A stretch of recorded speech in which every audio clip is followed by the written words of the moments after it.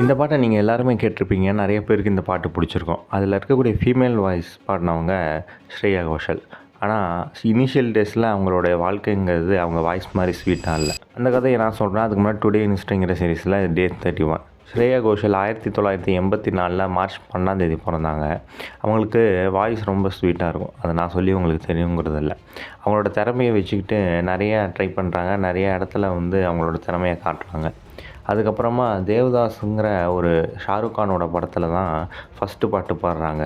அவங்களுக்கு அதில் நேஷ்னல் அவார்டே கிடச்சிது. ஆனால் பெருசாக பிரபலம் கிடைக்கல. அதுக்கப்புறமும் ரொம்ப கஷ்டப்பட்டாங்க. இந்தியாவில் எந்த செக்டராக இருந்தாலும் எந்த இண்டஸ்ட்ரியாக இருந்தாலும் ஆண்களுக்கு ரொம்ப முக்கியத்துவம் கொடுப்பாங்க. அதனால் கூட அவங்க கஷ்டப்பட்டதாக சொல்கிறாங்க.